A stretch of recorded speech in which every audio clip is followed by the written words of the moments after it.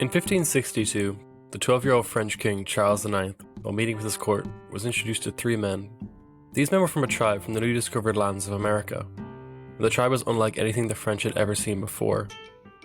The most notable thing about these tribesmen was that they practiced a form of ritualistic cannibalism. The young king decided that showing off these New Worlders was a great way of displaying the majesty of France. Many French aristocrats were asked to visit and gawk at the three men as if they were a living museum exhibit. One of the many invited to observe the cannibals was the famous French philosopher Michel de Montaigne. Montaigne recorded his experiences at the event in an essay quite simply titled, Of Cannibalism. After being gawked at and quizzed by the French aristocrats, Montaigne recounts that eventually the tribesmen were given a chance to say what they thought of France and to praise their new French king. Everyone there assumed cannibals would be amazed by France and consider it the peak of civilization. But in reality, the cannibals were greatly confused by French civilization. They asked, why do the aristocrats before them have so much wealth while people starve in the streets? And they couldn't particularly wrap their heads around why the king was a young boy instead of an old man. I never thought I would hear myself saying this, but the cannibals have a good point. Why are a bunch of grown men obeying the whims of a 12-year-old boy with a shiny hat and a tall chair? The moral of the story is, don't throw stones in glass houses. Sure, the tribesmen practiced ritualistic cannibalism. But France in the 16th century was just as bizarre, with a fattened aristocracy lording over scrawny peasants toiling in the fields, and a boy king overseeing the affairs of an entire nation. Political power does weird things to the minds of normally rational people. Despite France's trappings of civilization, their practices are just as absurd and outlandish as the cannibals in some ways. While writing this essay, Montaigne was probably thinking about his good friend Étienne, who had viciously criticized the nature of political power as absurd, inhuman, and dangerous. Throughout history, there has been a tendency of the majority of people to reflexively acquiesce to tyrannical regimes, no matter how cruel, ruthless, or incompetent that authority may be. Today I will be talking about Étienne De La Boétie, a Renaissance humanist who attempted to answer the phenomenon of why we so often fall into the trap of obeying tyrants despite our better judgment, and importantly, how to escape from this miserable situation.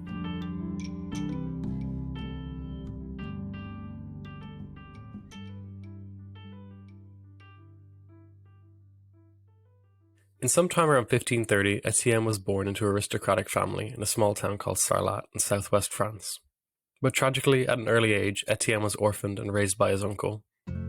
Étienne trained as a lawyer at the University of Orleans, which stood out at the time of great religious tension as a bastion of free inquiry and unhindered debate. Étienne's foremost teacher, Anne de Bourgh, would later be burned at the stake for heresy, and many of his dissenting classmates would suffer the same fate. By 1553, he completed his education and was quickly appointed to the Bordeaux Parliament. Despite being under the minimum age requirements, Étienne's abilities were too valuable to waste, and so despite his youth, he was admitted into Parliament. While serving, Étienne met Montaigne, and the two became close friends quickly. Étienne embarked upon a career as a diplomat and a judge, working night and day to distinguish himself. When not working, Étienne buried himself in the literature of ancient Greece and Rome, even writing his own translations and composing poetry. It is obvious when reading Étienne that he was obsessed with ancient history, constantly finding parallels between the ancient world and contemporary France. Being part of the humanist movement, Étienne admired the literature of the ancient world and wished to see its revival and emulation. Despite a bright future, in 1563, at the depressingly young age of 32, Étienne tragically died. A heartbroken Montaigne wrote a lengthy essay entitled On Friendship, praising his good friend Étienne and lamenting his passing. Étienne is a relatively obscure figure today, and we do not know very much about his life, and most people that do know about him are only aware of him due to Montaigne's praise. But Étienne wrote a short treatise entitled A Discourse on Voluntary Servitude, which is, in my opinion, the most original piece of political writing in the 16th century and the first work in the Western world that called for mass civil disobedience against the state. Étienne begins his Discourse on Voluntary Servitude with a simple question: why do people obey tyrants? How can one single person hold so much power over thousands, if not millions of people? He states that his aim is to explain how it happens that so many men, so many villages, so many cities, so many nations sometimes suffer under a single tyrant who has no other power than the power they gave him. The more we obey a tyrant, the more we embolden their ego. Slowly through passivity, a single person becomes a monster who can dictate the destiny of thousands, if not millions of people. Étienne questions how it is that people not only obey their rulers, but are driven to a state of passive servility. If we had two armies clash, one a band of people defending their freedom, and the other a horde attempting to suppress the freedom of others, who would win? Étienne believes, at least in the abstract, the side fighting for freedom would win every time. He says, one side will have before it in its eyes the blessings of the past and the hope of similar joy in the future. The battle will be dangerous, yes, but in the end, the side for freedom will be fighting not only for their own freedom, but also for their children, giving them even more reason to fight. On the other hand, the army fighting to take away freedom has nothing to inspire it, except for maybe some weaky urges of greed. But this fades before danger, and can never be so keen. But when Étienne looked around at the 16th century in Europe, he saw a world increasingly dominated by absolutist monarchs who were pushing to cement and centralize their power further. Kings claimed their position was ordained by God, and they even had quasi-mystical powers such as healing touch for the sick. Complete lunacy in Étienne's mind. Tyranny was an often discussed aspect of medieval and Renaissance thought. Tyrants are usually conceptualized as those who seize power unjustly or disrespected the established laws and customs of the land. For many contemporaries, a tyrant was a king gone wrong. But Étienne believed the rule of one person above the rest is tyranny. Whether they risen to positions of power through elections, conquest, or inheritance, they were all just as bad as each other. All kings are tyrants. Étienne wondered why people are willing to endure the hardships and humiliations that tyranny often inflicts. He believed no state could survive without the tacit consent of the majority of people. A government does not need to be popular or useful to survive, it must merely ensure that people will not rebel. By not resisting, people slowly become voluntary slaves, leading to the title of the essay, A Discourse on Voluntary Servitude. This habit of obedience becomes ingrained in a people, leading to a reflexive, almost involuntary obedience to political authority, despite its cruelty. To set the record straight, Étienne explains what he thinks human society ought to look like: a community of friendly equals. Étienne, in line with ancient Stoic thinkers, believed that we ought to live in accordance with nature, which guides us towards virtue. So what does nature tell us exactly? Well, first and foremost, nature tells us that all human beings are equal. We are all created in the same likeness. In Étienne's words, so that each of us may find himself reflected in another. Any inequalities between us in strength, intelligence, or thrift only exist so that we may promote fraternity and helping our fellow man. These inequalities in our abilities or talents do not give one person the right to dominate over another. Étienne explains that if in distributing her gifts, nature has favored some more than others, with respect to body or spirit, she has nevertheless not planned to place us within the world as if it were a field of battle. There is no excuse for anyone to be the master of another. This makes any form of violence against another wholly unnatural, since nature has not endowed the stronger or clever in order that they may act like armed brigands in a forest and attack the weaker. We have even been given the gifts of speech and rationality so that we may work out our differences between each other. What room does this exactly leave for political authority, though? The answer is basically none. For Étienne, if we led our lives according to the ways intended by nature and the lessons taught by her, we should be intuitively obedient to our parents. Later we should adopt reason as our guide and become slaves to nobody. Equality is a natural order of things, while subordination is wholly perverse. The only legitimate authority is parental authority, and even then, it eventually wanes as a child grows. If we followed nature, we would respect one another's inherent dignity and freedom. There's little room for kings, commissars, or presidents in Étienne's utopia.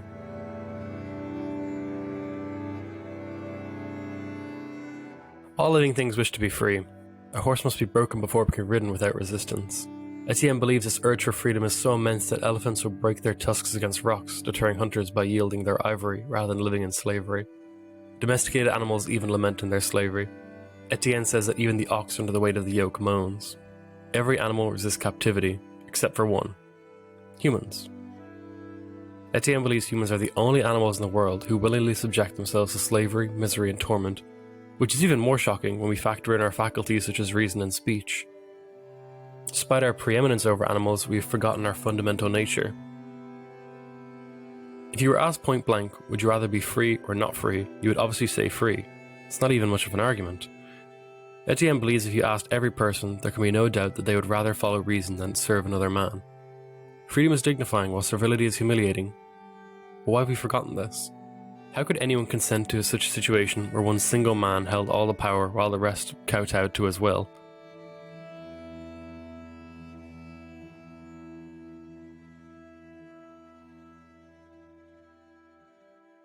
Étienne believed that there are three reasons why tyranny endures: custom, trickery, the network of patronage. Custom or habit causes people to be born and bred as serfs.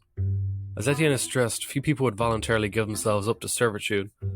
The first generation that is tyrannized resists the yoke of oppression, but as time passes, the following generations come to believe Étienne's words that their fathers live in the same way, and that they would think they're obliged to suffer as the same way their fathers did. It never crosses later generations' minds that they are meant to be free. Étienne holds that nurture holds more sway over us than nature. He explains that it is true that it is in man's nature to be free, and also that he naturally takes the bent which nurture gives him. Though it may be in our nature to be free, the force of habit dulls nature's urges. Étienne concludes that anything becomes natural to man if he accustoms himself to it. Étienne compares people who find themselves in a state of involuntary servitude to children who are born in regions where there are months of darkness on end. Since they were born of the dark, they will never long for the light. And like the child in the dark, since we never experienced this natural idyllic liberty, we do not long for it anymore. The second method that tyrants use to solidify their rule is trickery. The Roman emperors constantly held lavish games at the Colosseum, distributed bread to the public. Étienne believed that in ancient times, plays, farces, spectacles, gladiators, strange beasts, medals, pictures, and other such opiates, these were for ancient people the bait towards slavery, the price of their liberty, the instruments of tyranny. These magnificent displays of wealth convinced the people to believe that without their rulers they would not have these amazing events. In reality, these were all funded through taxation. People are merely receiving some of their stolen wealth back in the form of entertainment. Constant propaganda is also employed to make rulers seem like they're divine beings. In Étienne's day, both the French and English monarchs claimed to have divine powers to heal the sick. Étienne mocks those who believe king's simple touch could cure diseases and explains it is merely a trick to dupe the desperate. He explains that kings have insisted on using religion for their own protection and where possible have borrowed a stray bit of divinity to bolster up their evil ways. Another method of trickery tyrants employ is an attempt to align their actions with the so-called people. Étienne explains that they never undertake an unjust policy, even one of some importance, without prefacing it with some pretty speech concerning the public welfare and the common good. Tyrants attempt to build a cult of personality as defenders of the people. In order to strengthen their power, tyrants train people not only in obedience and civility towards themselves, but also in adoration. Tyrants' ability to employ custom and trickery to their advantage are potent methods of convincing people to tacitly consent to their subjection. However, these too can't explain everything. Étienne believed the mainspring and secret principle of domination, the support and foundation of tyranny, was the benefits that tyrants give to a select few through state power. Every tyrant has a close cabal of cronies and lackeys who carry out their dirty work. For their subservient loyalty, they are handsomely rewarded with money, status, or their own sliver of power. In turn, each of these cronies then hires their own underlings to carry out their bidding. This creates a complicated network of patronage. For some, the status quo of tyranny is far better than freedom because tyrants give them what they want, while freedom would take away everything they had and make them like everyone else.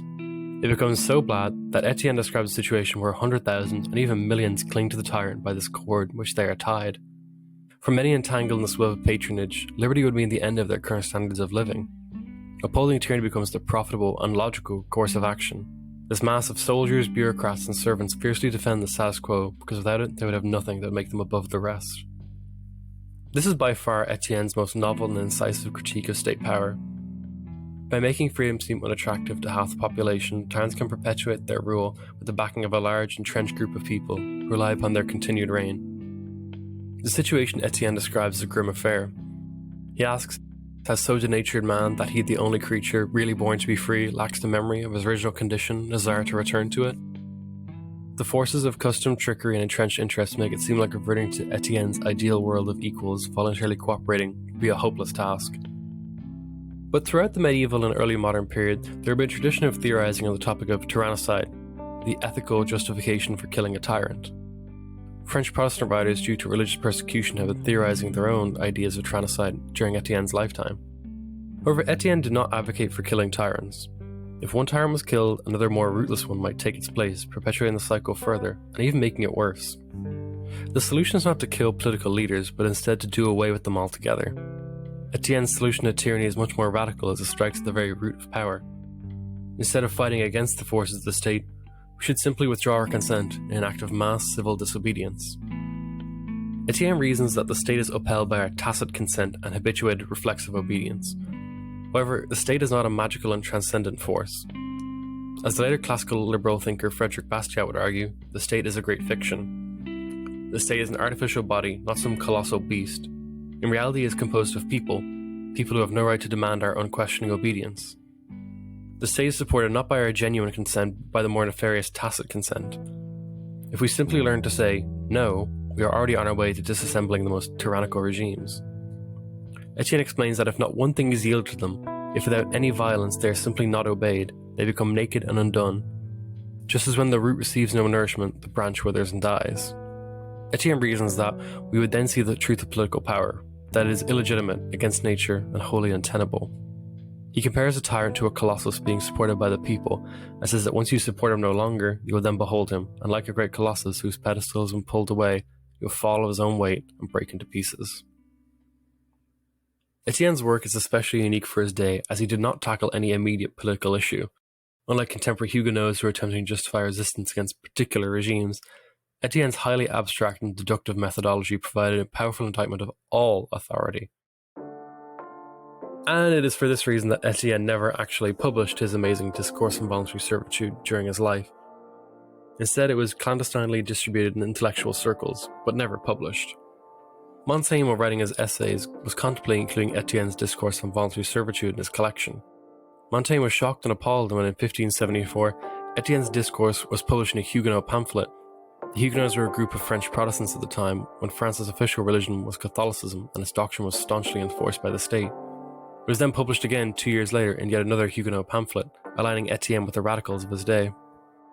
To save the reputation of his deceased friend, Montaigne doubled down, stressing Étienne's conservatism, and how the essay was really just the musings of a radical college student, as, after all, Étienne had written this essay at the tender age of 18. In some ways it was hard to tell what Étienne truly believed. In his own life he never did anything particularly radical to challenge the French monarchy, and was even employed by royalty. Étienne accidentally proved his own point, that benefiting from tyranny would dull one's love for freedom. In some ways Étienne's life is a cautionary tale. It is very easy to describe yourself as a radical, but it is very different to be one. I have chatted to a few people I know about Étienne, and most of them enjoy his arguments, but ultimately think that he's just a starry-eyed idealist who would have no real impact on the world at large. But because Étienne did not focus on particular rulers and instead made a concerted effort to attack the very concept of political power, Étienne has found fans in a broad spectrum of ideologies, including anarchists, Marxists, and libertarians.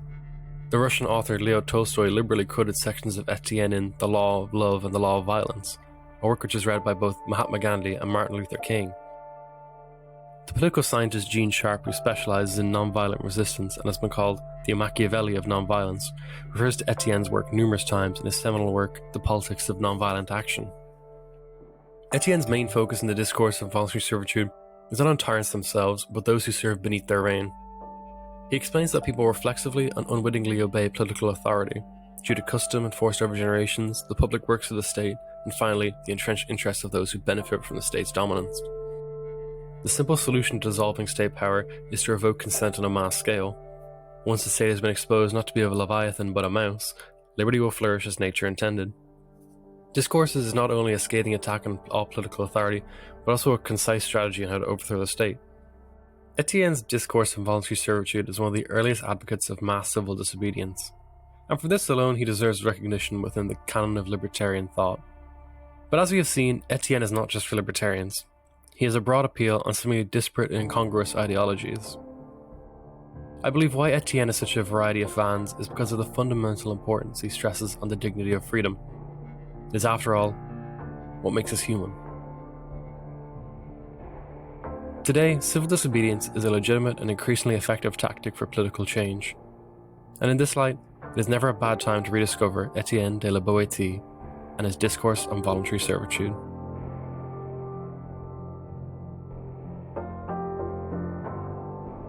Thanks a mil for listening.